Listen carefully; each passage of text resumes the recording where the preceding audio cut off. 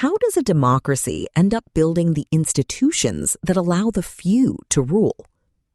Published on 1st July 2026, this reflection on the ancient friction between the few and the many offers a thoughtful look at modern institutional design.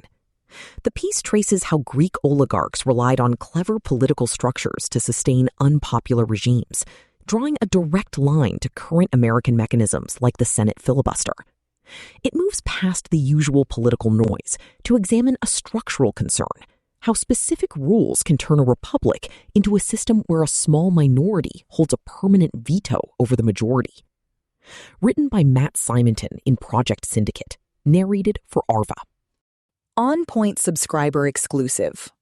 Deep Dives are collections of long-form commentaries that give readers a comprehensive understanding of critical issues, challenges, and trends shaping our world. Oligarchy's Ancient Origins. The struggle between democracy and oligarchy in classical Greece was bitter, with oligarchies relying on skillfully designed political institutions to shore up unpopular regimes. As concerns grow over the rule of the few in the United States, Americans should consider how their own institutions are doing oligarchs' work for them. Princeton. In the autumn of 403 BCE, democracy triumphed in Athens. It was a hard-fought victory. The 27-year conflict with Sparta, known as the Peloponnesian War, had ended the previous year with the besieged Athenians capitulating. An authoritarian regime called the 30 then took control of the city, and despite their claims of virtue and justice, soon executed more than 1,500 people. This paroxysm of violence inspired a democratic resistance movement, comprised in part of working-class resident foreigners and slaves. After nearly a year of civil war, the rebels had won, a remarkable moment of democratic restoration that still resonates today. To celebrate, they offered a sacrifice on the Acropolis to the city's patron goddess, Athena. But far from the festivities, a very different kind of commemoration was taking place. Remnants of the 30 were setting up a monument to their fallen leader, Critias. An older relative of the philosopher Plato, Critias was an intellectual, poet, and political theorist who virulently opposed the city's democracy. He had spearheaded the 30 until his death in battle earlier that year. To pay tribute to Critias and the entire anti-democratic movement, his fellow partisans erected an elaborate marble gravestone. A carved relief showed a fierce young woman brandishing a torch and setting another woman on fire, with the epitaph, "This is the memorial of good men, who for a brief time restrained the hubris of the cursed Athenian people." According to an ancient Greek commentator, the woman holding the torch is oligarchy personified. Her victim is democracy. Democracy's nemesis. No trace of Critias's gravestone survives, and the only reference to it is in the marginal note of a manuscript. Some scholars have understandably doubted its existence. Surely, they argue, such a subversive object would have been built in secret, raising the question of how anyone could have recorded its content. Perhaps it is a bit of ancient fan fiction. Still, real or invented, the monument encapsulates a major political phenomenon of classical Greece: oligarchy, or the rule of the few. Oligarchs viewed themselves as a rarefied minority set apart by their breeding, wealth, manners, and superior education, which rendered them writ to rule. They were, in a word, the good of Critias's epitaph, as opposed to the unwashed majority, the demos, who lacked the training and discernment necessary for politics, and whose misplaced priorities could result only in hubris. It was the duty of every right-thinking member of the elite to hold back the tide of ignorance by whatever means necessary. In ancient sources, the demos is often compared to a rushing river or inundating wave. The torch imagery of the tombstone, opposing fire to water, may therefore be deliberate. If the oligarchic sentiment embodied in Critias's monument seems extreme, that is because it reflects the bitterness of the struggle between democracy and oligarchy in classical Greece. It is well known that, beginning in the 5th century BCE, Greek thinkers devised a simple yet ingenious method for classifying constitutional types based on number. States could be ruled by the one, tyranny, the few, oligarchy, or the many, democracy. What is less understood is that democracy and oligarchy quickly became the two most common and most violently opposed forms. Writing in the 4th century BCE, Aristotle observed in The Politics that, quote, most constitutions are either democratic or oligarchic, unquote. It would not be an exaggeration to say that the choice between the two nearly tore the Greek world apart. Columbia University historian John Ma, in his recent history of the ancient Greek polis, refers to the period between about 460 and 360 BCE as 100 years' war between democracy and oligarchy. Much more than tyranny, oligarchy was the great nemesis of popular government. But oligarchy, no matter how ubiquitous, never had widespread appeal. Oligarchs were not a political party who alternated with Democrats through peaceful transfers of power. Most constitutional changes were the result of a coup d'etat. That was true even for the establishment of democracies. But whereas democracies, almost by definition, enjoyed the support of a majority of citizens, oligarchies often managed to persist in spite of their unpopularity. The rules of the few. Ancient Greek oligarchies are a case study in how skillfully designed institutions can preserve even the most authoritarian regimes.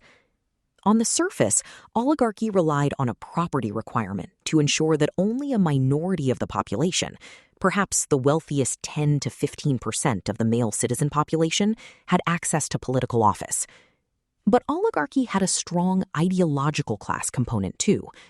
As Aristotle rightly observed, oligarchy and democracy refer to number, but actually entail the rule of the rich and the poor, respectively.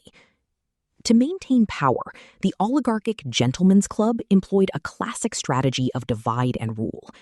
Leading lights from the opposition were co-opted into the regime. Publicly posted rewards for informants sowed doubt and division among would-be conspirators. Movement in the central spaces of the polis, where protest could spiral into revolution, was heavily regulated. And if the domestic scene grew turbulent, international allies stepped in to restore order. The Spartans, in particular, were notorious for intervening to help shore up oligarchies. PS Quarterly, the declaration heard round the world, is here. In this issue of PS Quarterly, available exclusively to premium subscribers, Danielle Allen, Sarah M.S. Pearsall, Steve Pincus, and other leading thinkers examine the impact, limitations, and legacy of America's founding document and consider where U.S. democracy is headed 250 years later. One set of institutions thus dealt with the rest of demos. Another maintained tolerable relations within the ranks of the oligarchs themselves. Cooperation among these outsized egos could not be taken for granted, even though their survival depended on it. If that sounds far-fetched, just imagine a government composed exclusively of the billionaires who flanked U.S. President Donald Trump at his second inauguration.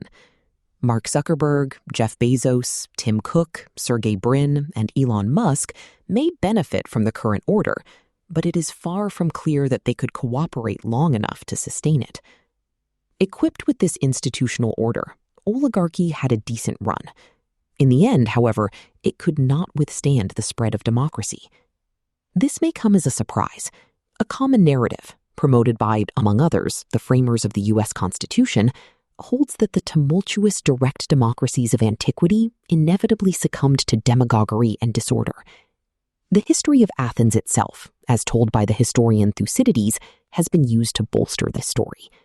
But contemporary scholars, drawing on new literary, inscriptional, and archaeological discoveries, increasingly agree that democracy did not begin and end with classical Athens.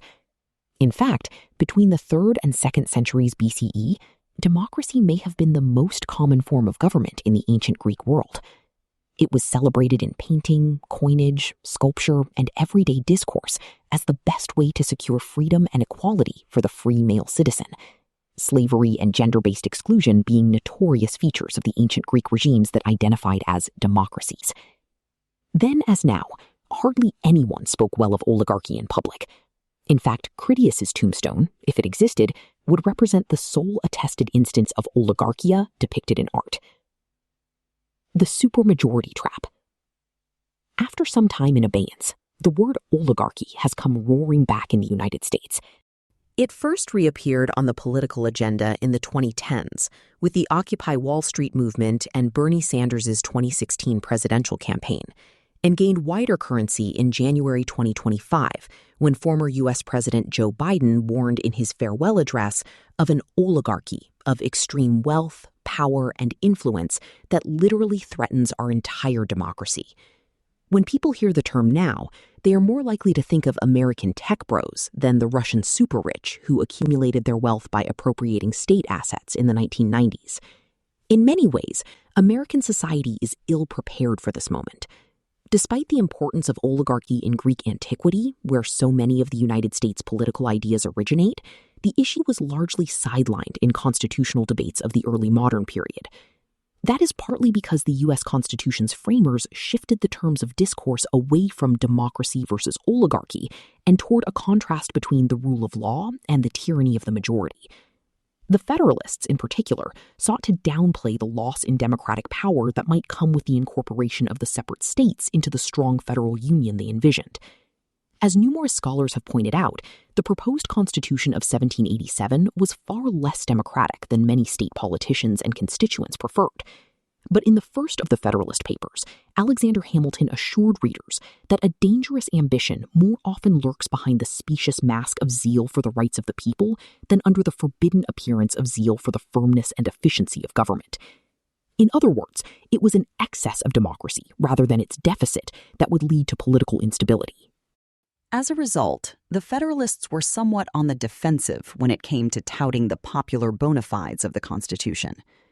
James Madison admitted in Federalist 38 that the most common charges against the document were that it would end in monarchy or aristocracy. There was little danger, it seems, that it was too democratic. But we can still draw on the Federalists for rhetorical ammunition against the idea that the U.S. Constitution was not meant to be democratic at all. The claim that the United States is a republic, not a democracy, continues to circulate, with the understanding that a majority vote should not necessarily prevail. As Madison explained in Federalist 10 and 14, however, what republican means in practice is primarily the use of representative rather than direct voting on legislation. In both cases, the method for tallying votes is majoritarian. In fact, in an indirect allusion to oligarchy, Madison stated that if a faction consists of less than a majority, relief is supplied by the Republican principle, which enables the majority to defeat its sinister views by regular vote. Madison seems incapable of imagining that a majority could be held hostage to a stubborn minority holdout. Hamilton, while not necessarily a friend of democracy, also had sharp words for supermajoritarian as opposed to bare majority voting rules. To give a minority a negative upon the majority, he wrote in Federalist 22, which is always the case where more than a majority is requisite to a decision, is in its tendency to subject the sense of the greater number to that of the lesser. Such a system aims to substitute the pleasure, caprice, or artifices of an insignificant, turbulent, or corrupt junto to the regular deliberations and decisions of a respectable majority. And yet, the process that Hamilton disparaged is precisely how the U.S. now regularly formulates policy through the use of the Senate filibuster. 2/5 of the Senate, potentially representing only about 10% of the total U.S. population, can stymie legislation through its de facto veto. So long as this continues, America is effectively governed by an oligarchy against the express intentions of the Federalists, men who were not all that enamored of democracy to begin with. The U.S. faces unprecedented challenges. In addition to Trump's daily attacks on the rule of law, American society must decide how to navigate the rise of AI, climate change, runaway inequality, among many other issues. Progress will require, at a minimum, insisting on the basic rights of democratic majorities as guaranteed by the Constitution. To maintain the status quo is to do the oligarchs' work for them. In antiquity, oligarchy was imagined as actively setting fire to democracy. Today, as the meme goes, Democrats sit in a burning building of their own making and declare, this is fine.